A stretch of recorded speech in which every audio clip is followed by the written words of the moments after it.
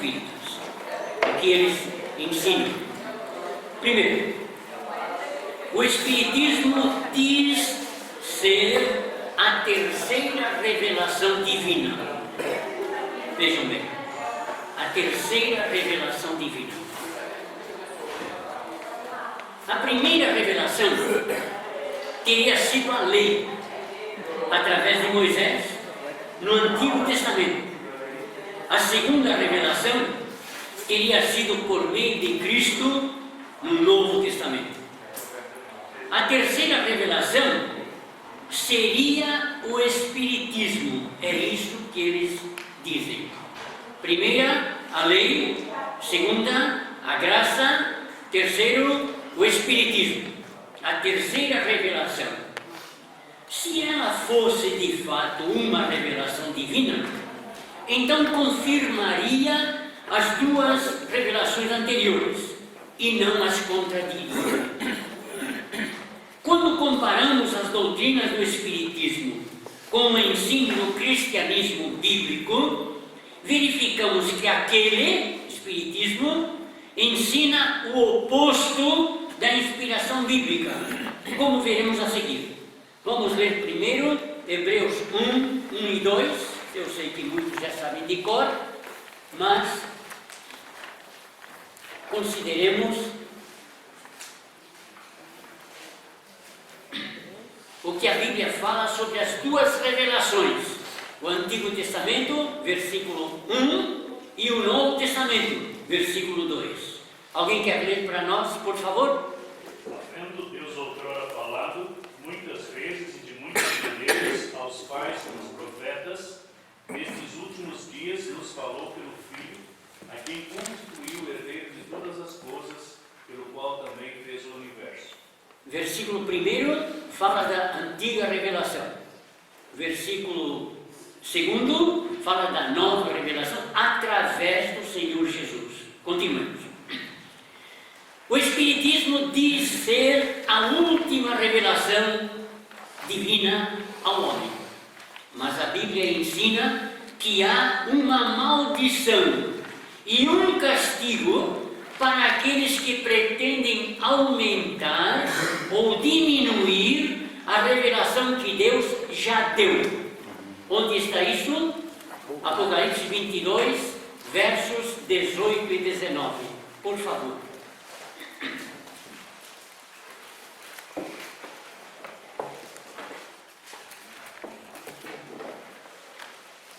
Apocalipse 22, versículos 18 e 19. Quem vai ler? A todo aquele que ouve as palavras da profecia deste livro, testifico: se alguém lhes fizer qualquer acréscimo, Deus lhe acrescerá os flagelos escritos neste livro. E se alguém tirar qualquer coisa das palavras do livro desta profecia, Deus tirará a sua parte da árvore da vida, da cidade santa e das coisas que se acham escritas nesse livro. Ponto final. A Bíblia termina com Apocalipse 22. Ponto final. O que foi dito é o que vale. Nada mais deve ser acrescentado, nada do que foi dito deve ser retirado. E há um castigo para quem assim fizer. Então, irmãos, houve uma primeira revelação, houve uma segunda, mas não existe uma terceira revelação. E quem diz que há uma terceira está sob o juízo de Deus, um castigo pesado sobre ele. Isto serve para o Espiritismo, isto serve para o catolicismo, que misturam o que a Bíblia fala com a tradição humana, isto serve para o mormonismo, isto serve para o adventismo. Todos, ao que a Bíblia diz, acrescentam mais alguma coisa, conforme o que disseram os seus fundadores. Segundo ponto, segunda doutrina. O Espiritismo é apresentado como uma religião. O movimento filosófico religioso chamado Espiritismo é considerado pelos seus líderes brasileiros como uma religião. Taxativamente, chamam-no de a verdadeira religião. Eu achei isto em livros deles. O Espiritismo é a verdadeira religião. Então outras religiões são falsas. Uma religião propõe-se religar o homem a Deus, isto é, ligar o que estava separado. Para o homem chegar a Deus, ter comunhão com Deus, viver com Deus, há só um caminho, uma única possibilidade. Disse Jesus: eu sou o caminho, a verdade e a vida. Ninguém vem ao Pai senão por mim. João 14,6. Não é uma religião, seja ela qual for, que vai nos religar a Deus, que vai fazer com que nós mantenhamos comunhão com Deus. Mas uma pessoa, e só uma pessoa, o Senhor Jesus Cristo, é que pode fazer-nos isso. Então, o Espiritismo, dizendo-se uma religião, contradiz as próprias palavras do Senhor Jesus Cristo. Terceiro ponto: o Espiritismo e a Bíblia consideram que a Bíblia contém erros. Eles consideram, os espíritas, admitem que a Bíblia contém erros. Que coisas que ela afirma não podem ser aceitas. Dizem que se tudo o que ela diz fosse verdade, então Deus estaria induzindo ao erro. Palavras textuais que eu achei em livros deles. Segundo eles, do Velho Testamento, somente o Decálogo, os 10 mandamentos de Êxodo 20 têm valor. E do Novo Testamento, somente a moral de Jesus tem valor. Velho Testamento, tudo papo furado, só os 10 mandamentos é que tem valor. Novo Testamento, só os ensinos morais de Jesus têm valor. Os ensinos para as igrejas, não. Ensinam que 90% da Bíblia está revogada e sem valor. Mas Jesus nos incentiva à leitura e ao estudo da Bíblia com João 5,39. O que ele disse lá? Examinais as Escrituras. E algumas versões não têm o verbo examinais no presente, mas no imperativo. Examinai as Escrituras. Eu não sei o que é certo. Algumas versões usam no presente do indicativo e outras no imperativo. Mas de todo jeito é um incentivo para examinarmos as Escrituras. Examinais as Escrituras porque julgais ter nelas a vida eterna e são elas mesmas que testificam de mim. Então o Espiritismo praticamente anula a Bíblia. A Bíblia já era. O que vale é o ensino de Allan Kardec. Sim. Quando a senhora apresentou o ponto 2, quando o Espiritismo se autodenomina a verdadeira religião, aquilo que pode religar o homem a Deus, né? Eu pensei num versículo de primeira carta de João, quando ele diz que o espírito do anticristo já está presente, né? Eu me recordo de ter lido que o prefixo anti, normalmente a gente interpreta como contrário, né? Oposto. Mas na verdade o sentido dele é alguém que se coloca no lugar de. E aí fica claro por que o espírito do anticristo já está presente.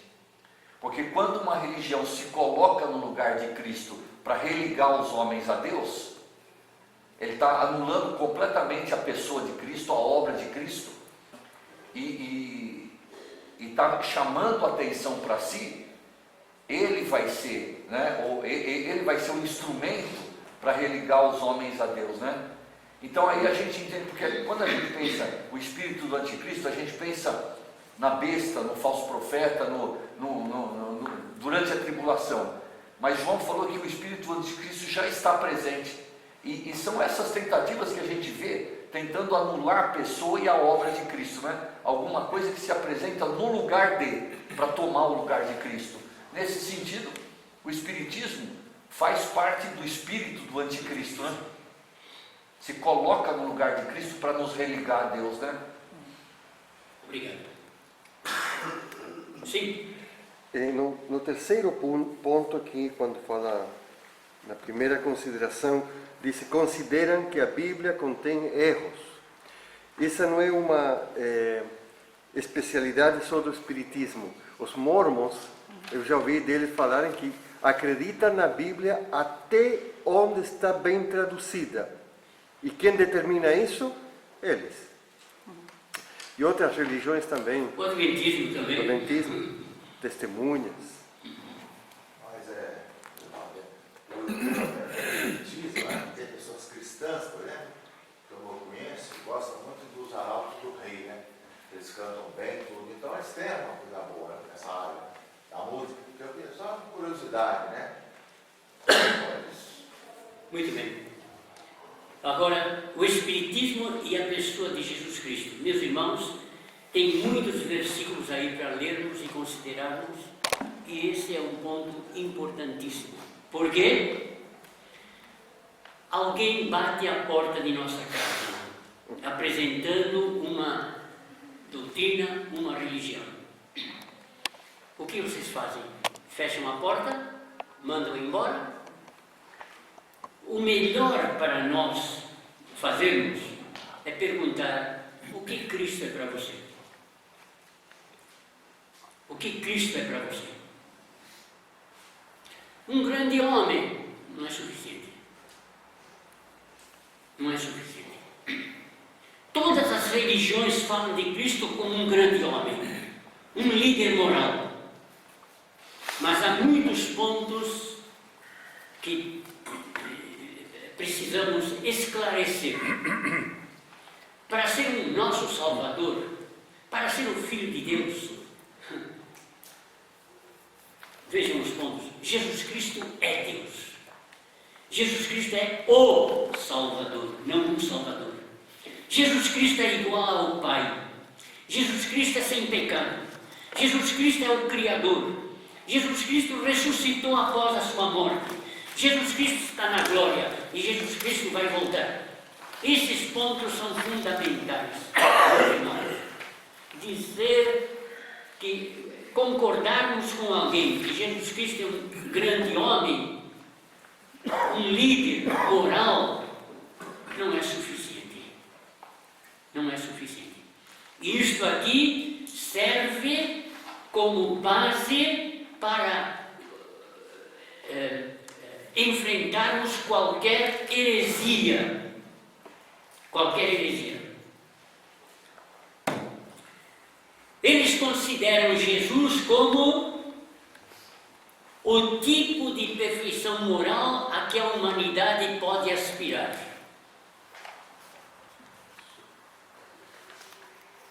Palavras textuais.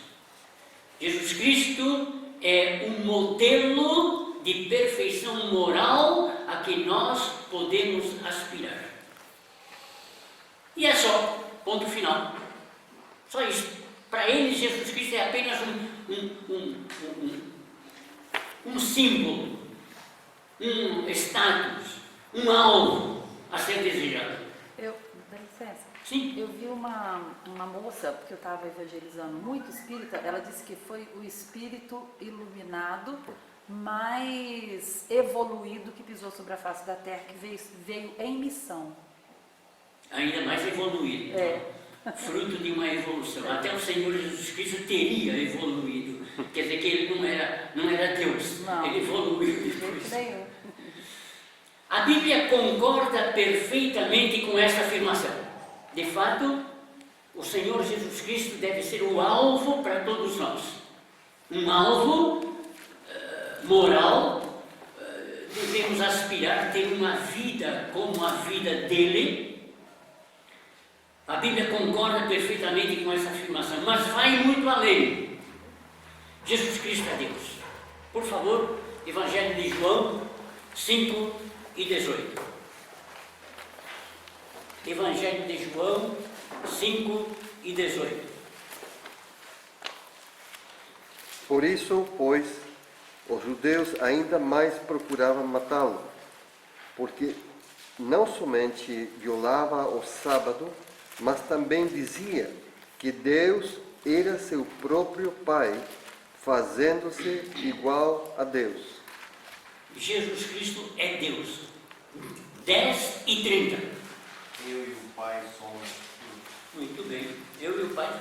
É tal a identidade. 14 e 9.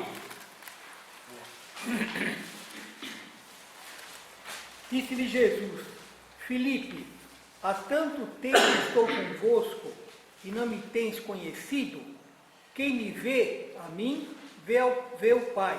Como dizes tu, mostra-nos o Pai? Muito bem. Segundo ponto. Interessante que os judeus entenderam. Eles Quando ele entenderam. estava falando isso, porque muitas vezes a gente interpreta a expressão Filho de Deus, como os testemunhas falam, testemunhas de Jeová falam, um criado por Deus, né? No mesmo sentido que nós que cremos somos criados, recebidos na família de Deus. Mas quando Jesus disse que era o Filho de Deus, os judeus entenderam, ele é igual a Deus, e procuraram apedrejá-lo porque achavam que ele estava blasfemando, né? Então a expressão Filho de Deus para os judeus significa um igual a Deus. Eles entenderam perfeitamente o significado, né? Não somente um membro da família de Deus, mas um igual a Deus. Né? Segundo ponto, Jesus Cristo é Salvador. Atos 4 e 12. E não há salvação em nenhum outro, porque abaixo do céu não existe nenhum outro nome dado entre os homens, pelo qual importa que sejamos salvos. 1 de João 4 e 14.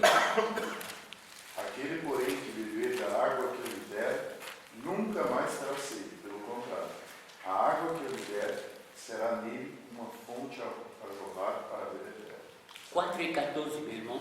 Isso foi João. Não, de primeira. 1 de João. Não é João Evangelho. E nós temos visto e testemunhamos que o Pai enviou o seu Filho como Salvador do mundo.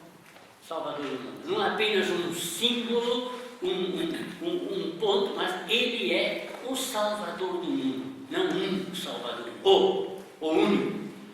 Jesus Cristo é igual ao Pai. Já vimos isto na leitura de João 5, 10, 14, mas vamos reler João 17 e 11. Já não estou no mundo, mas eles continuam no mundo, ao passo que eu vou para junto de ti. Pai Santo, guarda-os em teu nome, guarda-os em teu nome que me deste, para que eles sejam um assim como nós. Quando eu estava com eles, guardava-os no teu nome. No teu 21. nome que me deste. 21. A fim de que todos sejam um, e como és tu, ó Pai, em mim e eu em ti, também sejam eles em nós, para que o mundo creia que tu me enviaste. Igual ao Pai. Que sejam um como nós somos um. Que todos sejam um, como também tu és em mim. Jesus Cristo é sem pecado. Hebreus 4 e 15. Porque não temos sumo sacerdote que não possa compadecer-se das nossas fraquezas. Antes, ele foi tentado em todas as coisas, a nossa semelhança, mas sem pecado. Muito bem, sem pecado. 1 de Pedro 2 e 22.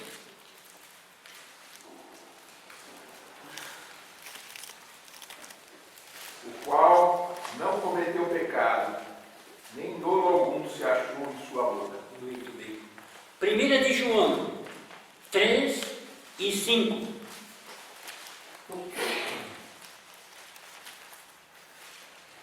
Bem sabeis que ele se manifestou para tirar os nossos pecados, e nele não há pecado. Muito bem. Olha, irmãos, que pessoa inigualável é o nosso Senhor Jesus Cristo. Evangelho de João 1 e 3 fala-nos dele como o Criador. João 1 e 3. Todas as coisas foram feitas por intermédio dele, e sem ele nada do que foi feito se fez. Muito bem.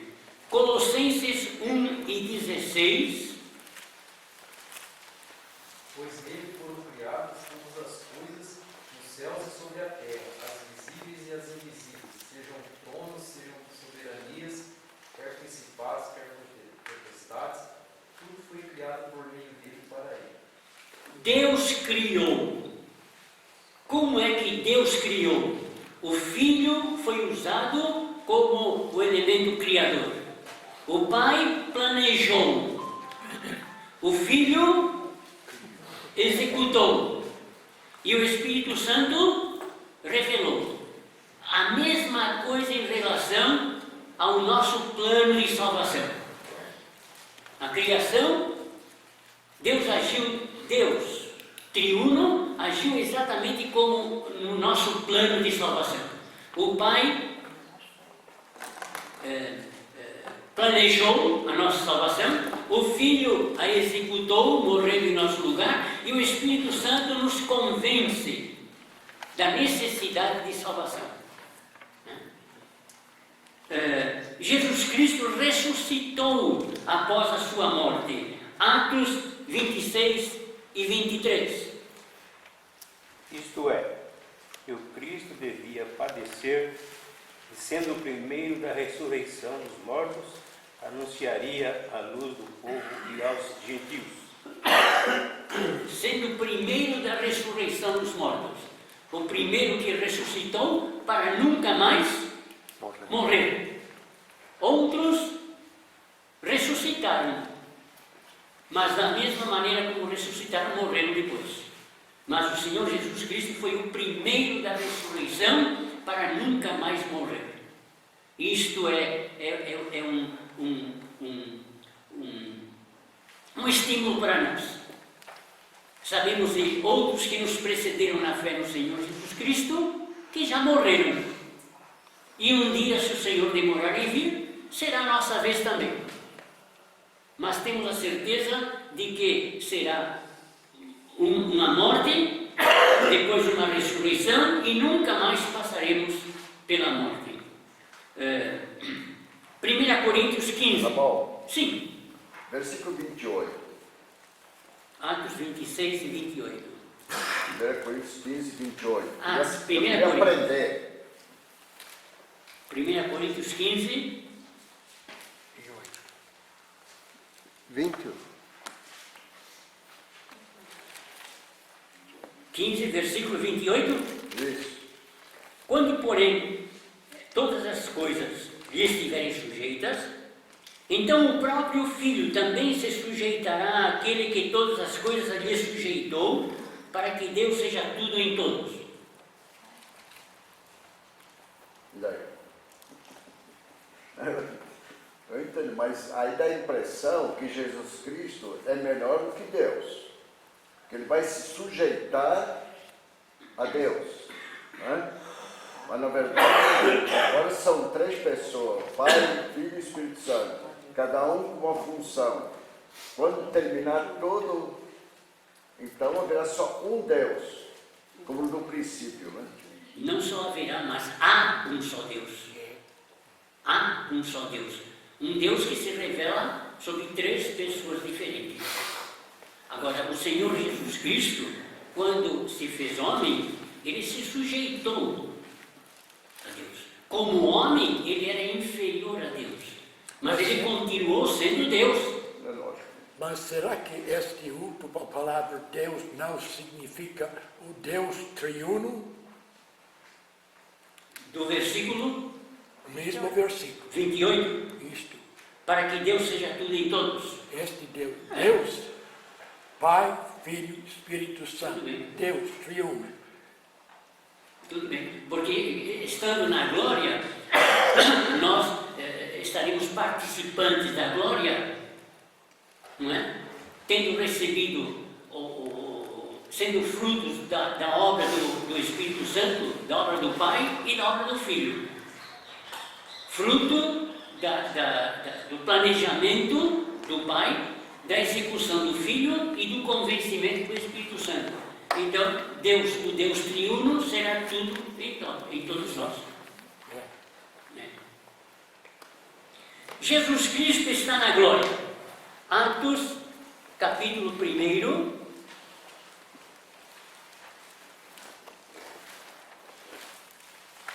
versículos 9 a 11.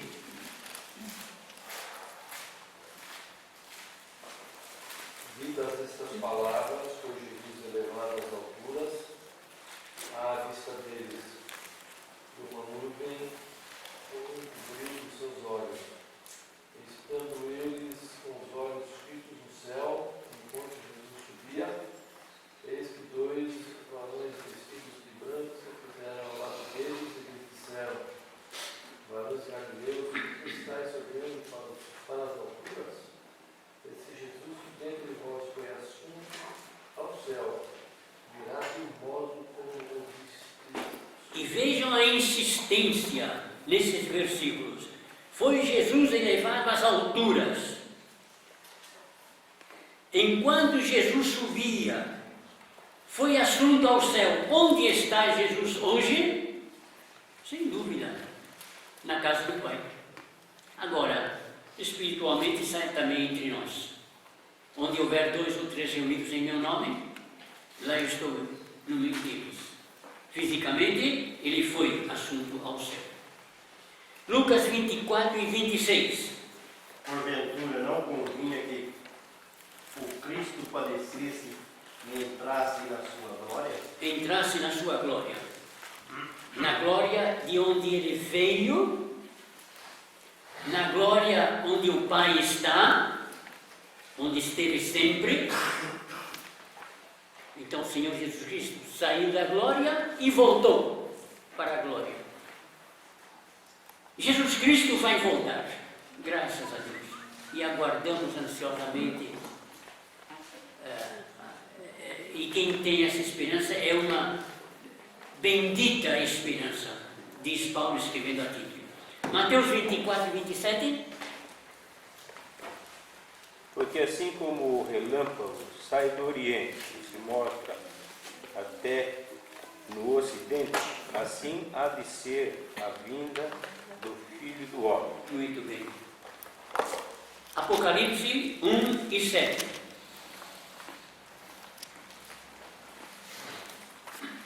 Vem com as nuvens, e todo olho verá, até quantos os transpassaram. E todas as tribos da terra se lamentarão sobre ele, certamente. Amém. E todo olho verá.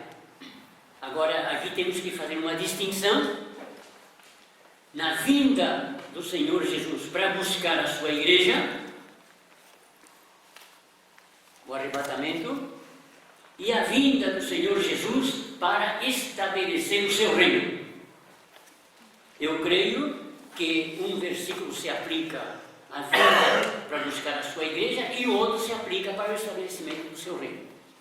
Quando ele vier buscar a igreja, todo olho não o verá. Só quem é do Senhor é que o verá e será levado, arrebatado, carregado para ele, para a glória. Agora, quando ele vier para estabelecer o seu reino, para julgar este mundo, aí sim, todo olho verá. De todo jeito, ele vai voltar. Alguns falam na segunda vinda de Cristo. Sinceramente, eu não falo na segunda vinda, eu falo na vinda de Cristo. E eu falo na terceira vinda. Alguns acham que não, tem que falar na segunda vinda em 2 fases. Mas por que falar na segunda vinda em 2 fases? Serão 2 vindas diferentes, para pessoas diferentes, em condições diferentes, em circunstâncias diferentes. Então eu prefiro falar na segunda vinda para a igreja e na terceira vinda para o estabelecimento do seu reino. Alguém me falou: Ramon, você está inflacionando a vinda do Senhor Jesus. Sempre ouvimos falar em 2 vindas, você está falando em 3 vindas, é inflacionando a vinda do Senhor. Eu acho que fica mais claro, em lugar de falar em uma vinda em 2 fases, fala em uma segunda e uma terceira vinda. Muito bem. Estivemos vendo o Espiritismo e a pessoa de Jesus Cristo. E temos que definir exatamente o que a Bíblia fala a respeito do Senhor Jesus. O que o Espiritismo não ensina. A respeito do Senhor Jesus, já vimos, primeiro parágrafo desse ponto, eles dizem que Jesus Cristo é o tipo de perfeição moral a que a humanidade pode aspirar. Mas nós estivemos vendo pela palavra de Deus que ele é muito mais do que um tipo de perfeição moral. Quinto ponto, quinta doutrina. Quando a gente analisa qualquer seita, né, qualquer heresia, isso é essencial ver o que eles dizem a respeito da pessoa e da obra de Cristo. E quem nos ensinou isso foi o próprio Senhor Jesus. Ele chamou os seus discípulos e falou: quem diz o povo ser o Filho do Homem? E a resposta que os discípulos deram é a mesma que os espíritas dão. Um grande homem, um profeta, Jeremias, né? Grandes homens. É o mesmo tipo de pensamento que o Espiritismo diz, a perfeição moral, né? E vós, quem dizeis que eu sou? E aquela resposta de Pedro mostra que a compreensão que ele tinha, que era uma compreensão que ia além da compreensão humana, porque não foi carne e sangue quem revelaram a ele, né? Mostra que a compreensão que ele tinha ia muito além daquilo que o povo falava, né? O que o Espiritismo fala, perfeição moral, é verdade? É verdade, mas não é só isso, é muito mais, né? E o problema é esse. O problema é as pessoas se contentarem com muito pouco a respeito da pessoa e da obra de Cristo. E esse pouco não nos salva. Não. Não nos salva. E contestam o que a Bíblia fala, né? E quando nós lemos as cartas de João, a ênfase é sempre a pessoa que nega a divindade de Cristo, a pessoa que nega que Cristo veio em carne, né? A humanidade é a divindade. Então, esse é o ponto central em toda heresia. Ele contradiz o que a Bíblia diz em relação à pessoa e à obra de Cristo. As outras doutrinas falsas são consequência dessas, né? Esse é o ponto central, né? Quinto ponto. O Espiritismo nega a existência do Espírito Santo como pessoa. A promessa da vinda do Espírito Santo foi dada por Jesus Cristo em João 14, 16 a 26 e cumpriu-se em Atos 2, de 1 a 4, para ficar com os discípulos quando Jesus Cristo se ausentasse. Vamos ler João 14 e verso 18. João 14, 18. Não vos deixarei órfãos, voltarei para vós outros.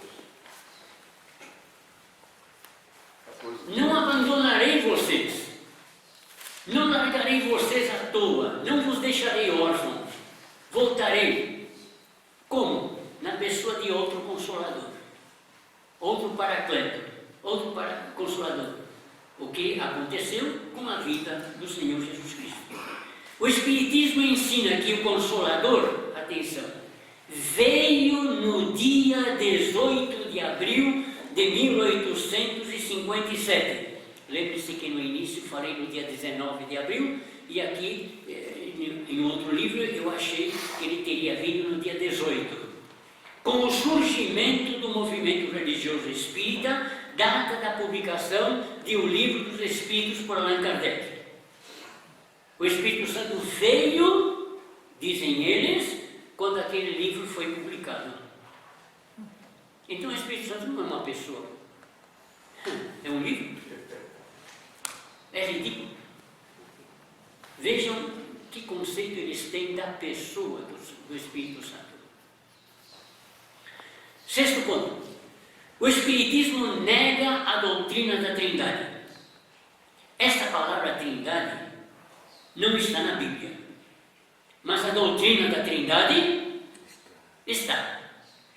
A Bíblia nos ensina que 3 pessoas, chamadas de Pai, Filho e Espírito Santo, são Deus. Não se trata de 3 deuses, mas de um Deus só. São 3 pessoas coiguais, coexistentes e coeternas. E isso nós podemos verificar nesses versículos aí citados, Gênesis 1 e 26, que fala, usa nós, primeira pessoa do plural,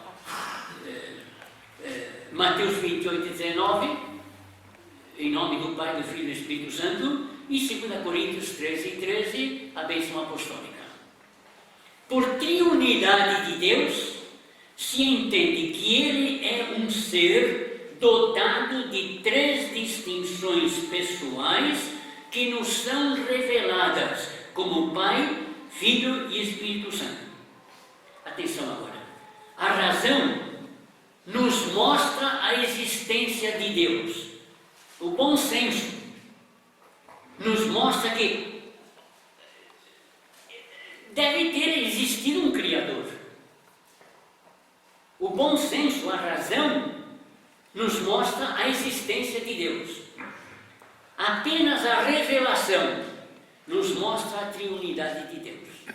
A revelação, qual é a revelação? Está aqui, a revelação divina. A Bíblia Sagrada nos mostra a triunidade de Deus. Agora, irmãos, reconheçamos as nossas limitações. É uma doutrina difícil de entender. A doutrina da Trindade. Aceitamos-la porque a Bíblia ensina. Mas entendê-la, creio que está muito acima da nossa capacidade. 7º ponto. O Espiritismo nega o valor da morte redentora de Jesus Cristo. Jesus é considerado apenas como um modelo moral. Seus milagres, sua morte e sua ressurreição são negados. Como é que eles têm coragem de negar tudo isso? O valor da sua morte, o fato de ele ter ressuscitado, o fato de ele estar na glória. Como é que eles têm coragem de negar tudo isso quando a Bíblia é tão clara, citando 1001 testemunhas da ressurreição do Senhor Jesus Cristo? Nós cremos na ressurreição do Senhor Jesus Cristo não porque uma pessoa só tenha presenciado sua ressurreição e ela tenha contado para 2, 3, e essas 2 ou 3 para outras, mas a nossa fé estaria toda ela baseada numa única pessoa, no que aquela pessoa disse. Mas durante 40 dias, o Senhor Jesus Cristo foi revelando-se a um, a outro, a 500 de uma vez. Então, a nossa convicção da ressurreição do Senhor Jesus Cristo não está baseada no fato isolado de uma única testemunha, mas de milhares de testemunhas. E outra coisa, e a convicção que a aceitação dessa verdade traz à nossa vida, dando-nos a convicção de que da mesma maneira como Ele ressuscitou, nós também ressuscitaremos. E como diz 1 Coríntios 15, se não cremos nisso, é vã a nossa fé. Estamos perdendo tempo.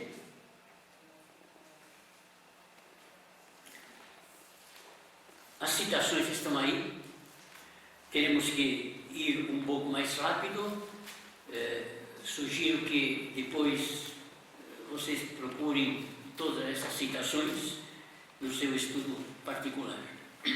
8º, o Espiritismo incentiva as boas obras para conseguir a perfeição. O cristianismo bíblico também nos incentiva às boas obras, mas não para conseguir a salvação, e sim como resultados de já sermos salvos. E muitas vezes citamos Efésios 2, 8 e 9 e paramos no versículo 9. Vamos ler. Deveríamos ir até o versículo 10. Efésios 2, 8 e 9. Mas vamos ler o versículo 10 também. É importante. Porque pela graça sois salvos mediante a fé. E isto não vem de vós, é dom de Deus, não de obras para que ninguém se glorie, pois somos feitura dele, criados em Cristo Jesus para boas obras, as quais Deus de antemão preparou para que andássemos nelas. Versículos 8 e 9 são uma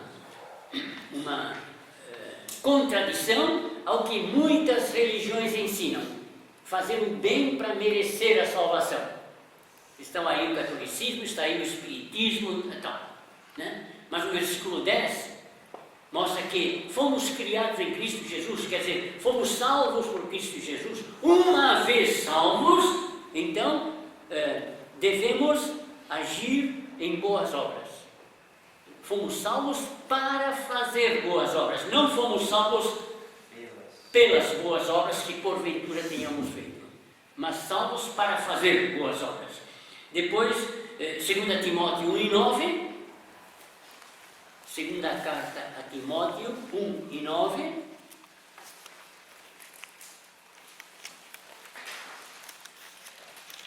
Tendo em vista que não se promulga lei para quem é justo. 2 Timóteo 1 e 9. Segundo o poder de Deus, que nos salvou e nos chamou com santa vocação, não segundo as nossas obras, mas conforme a sua própria determinação e graça que nos foi dada em Cristo Jesus antes dos tempos eternos. Muito bem. O versículo é tão claro, meus irmãos. E Tito, já estamos aí, é só virar 2 páginas. Tito 3 e 8. Fiel é esta palavra, e quero que, no tocante a estas coisas, faças afirmação confiadamente para que os que têm crido em Deus sejam solícitos na prática de boas obras. Estas coisas são excelentes e proveitosas aos homens. Aqueles que já têm crido em Deus, que já aceitaram o testemunho de Deus a respeito do seu Filho, aqueles que já são salvos pelo Senhor Jesus Cristo, sejam solícitos, abundantes na prática de boas obras.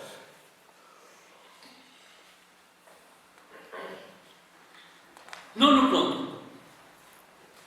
O Espiritismo nega a existência do diabo. Como o diabo, Satanás, Belzebu, demônio ou antiga serpente, este ser é citado mais de 150 vezes na Bíblia. Eu estive procurando. Mais de 150 vezes. Será que Deus ia nos enganar citando 150 vezes na Bíblia um ser que não existe? Mais de 150 vezes na Bíblia.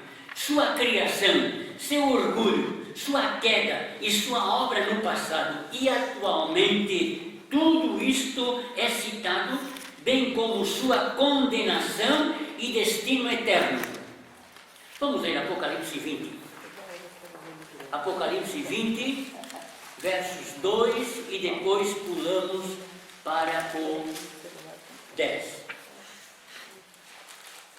Ele segurou o dragão, a antiga serpente, que é o diabo, Satanás, e o prendeu por 1000 anos. O diabo, o sedutor deles, foi lançado para dentro do lago de fogo e enxofre, onde já se encontram não só a besta, como também o falso profeta. e serão atormentados de dia e de noite pelos séculos dos séculos.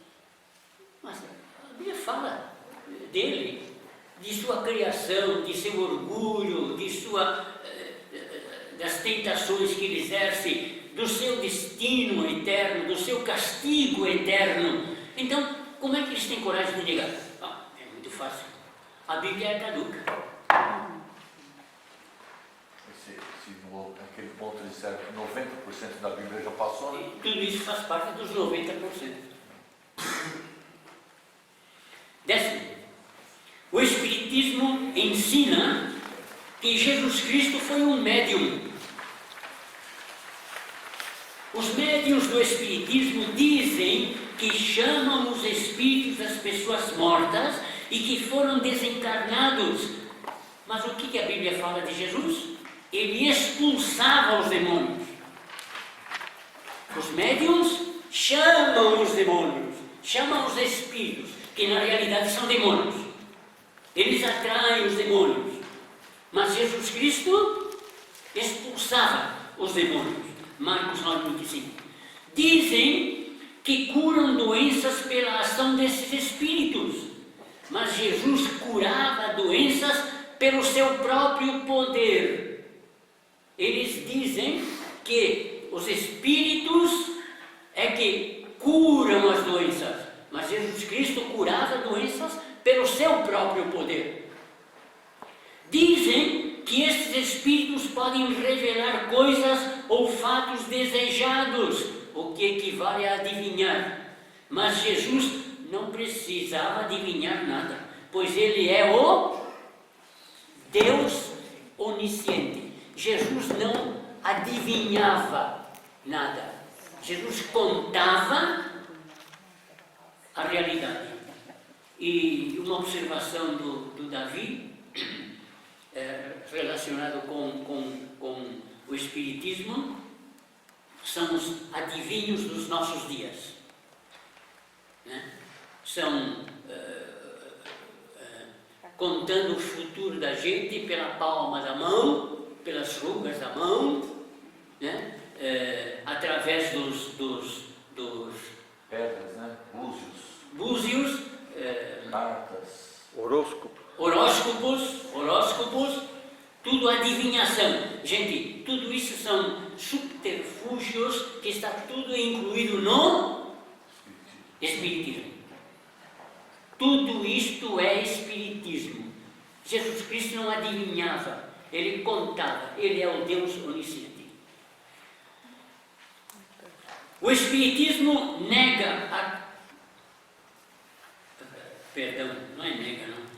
prega, obrigado.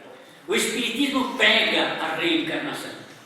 Para se atingir a perfeição, o que para eles corresponde à salvação, o Espiritismo ensina que é necessário, após a morte, reencarnar novamente. E serão tantas reencarnações quantas forem necessárias para atingir a perfeição. Que absurdo! Mas o bom senso e a razão nos ensinam que quanto mais vivemos, mais pecamos. E que seria impossível, pois, atingir a perfeição. Se a pessoa reencarna para melhorar, peraí, quanto mais nós vivemos, mais pecamos. Então o bom senso mostra que a reencarnação para conseguir a perfeição é um absurdo, é impossível. A Bíblia é taxativa em relação à falsa doutrina da reencarnação, que também faz parte do ensino do hinduísmo e das doutrinas dos antigos cananitas, ao afirmar em Hebreus 9:27 que aos homens está ordenado morrerem uma só vez, vindo depois disto o juízo. Tem uma contradição, o senhor falou tanto em bom senso aí, né? Essa doutrina realmente ela não tem bom senso, porque quando eles ensinam que a pessoa morre, reencarna, e tem tantas reencarnações quantas necessárias para ele atingir a perfeição, eles incluem que a pessoa está pagando pelos erros passados, né? Então, se ela está sofrendo e tem que sofrer para pagar pelos erros passados, por que eles se dedicam tanto à prática de boas obras? Deixa as pessoas sofrerem então para pagar os seus pecados. Mas aí eles querem fazer boas obras, querem ajudar as pessoas e não deixam elas pagar os seus próprios pecados, né? Então, se a pessoa tem que sofrer, deixa sofrer. Aliás, a gente devia aumentar o sofrimento das pessoas para elas poderem pagar os seus pecados. Pô, e isso é o bom senso, isso é a lógica. Quer dizer que essa doutrina, além de diabólica, ela não tem nada de lógica, ela é completamente falta de razão, de bom senso, né? Porque eles pregam uma coisa, mas creem em outra, é absurdo, né? E nesse mesmo aspecto de contradição, se as gerações futuras vêm melhor, era para ter nesse meio muitas pessoas já quase perfeitas, né? Afinal de contas, são mais de 2000 anos de pessoas passando por outras vidas, segundo eles, e já deveriam estar quase perfeitas, né? E onde estão essas pessoas então? E o mundo deveria estar melhorando, né? Não teria terrorista na França. Não. Esses terroristas eu acho que não reencarnaram ainda. Estão começando. Isso contraria a palavra de Deus que diz que nos últimos tempos as pessoas iam de mal a pior, né? E é que realmente a gente tem comprovado. De mal a pior, isso é.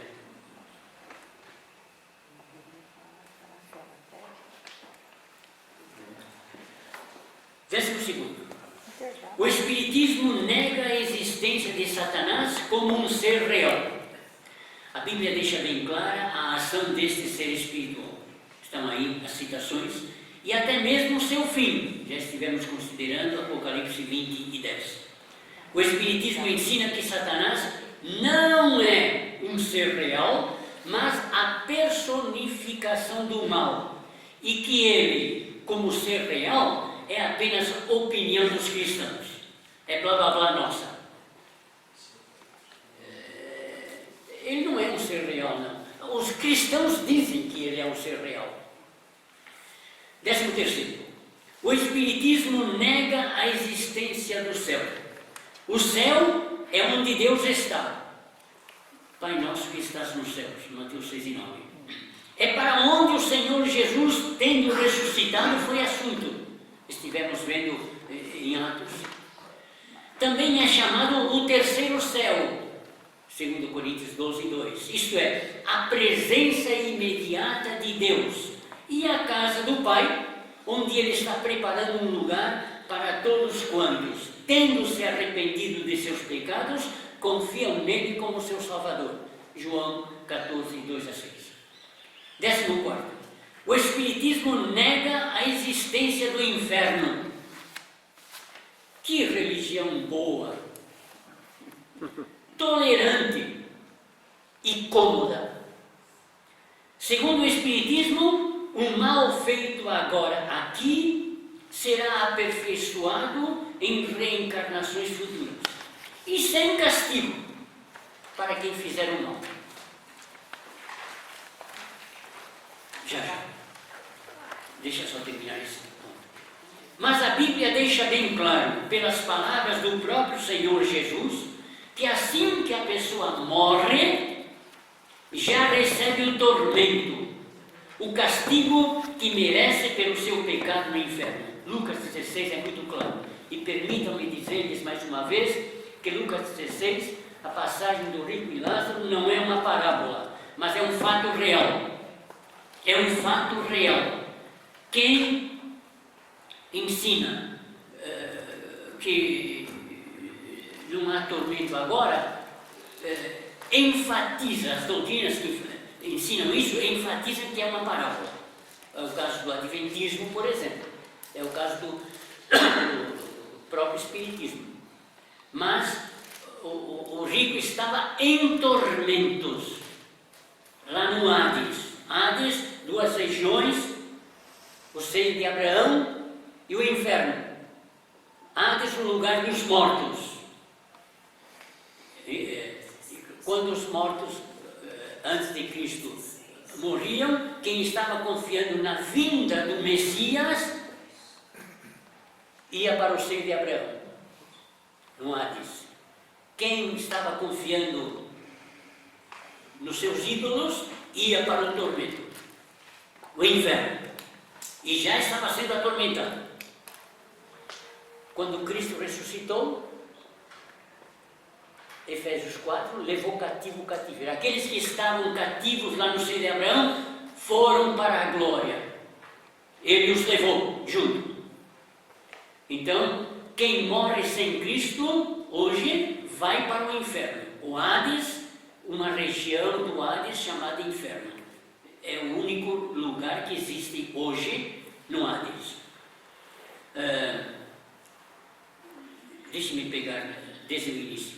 Mas a Bíblia deixa bem claro, pelas palavras do próprio Senhor Jesus, que assim que a pessoa morre, já recebe o tormento, o castigo que merece pelo seu pecado no inferno. E após o seu julgamento, Hebreus 9:27, que estivemos lendo, irá para o lago de fogo, onde ficará por toda a eternidade. Saindo do inferno, será julgado e irá para o lago de fogo, para fazer companhia a Satanás, lá no lago de fogo. O inferno é um castigo temporário. O lago de fogo, um destino eterno, para o resto da eternidade. Leia também Mateus 25:41. Então o rei dirá aos que estiverem à sua esquerda: apartai-vos de mim, malditos, para o fogo eterno, preparado para o diabo e seus anjos. E, infelizmente, muitas pessoas farão companhia ao diabo e aos seus anjos, lá no lago de fogo eterno. A existência do inferno justifica-se plenamente e perfeitamente pelo fato de Deus ser um Deus justo, isto é, um Deus que faz justiça. Deus não é um Papai Noel. Vem cá, queridinho, vem cá. Não. Deus é justo. Desculpem passar na hora, mas a seguir veremos passagens bíblicas mal interpretadas, torcidas pelo Espiritismo, né? E que temos que saber interpretá-las corretamente para podermos entendê-las.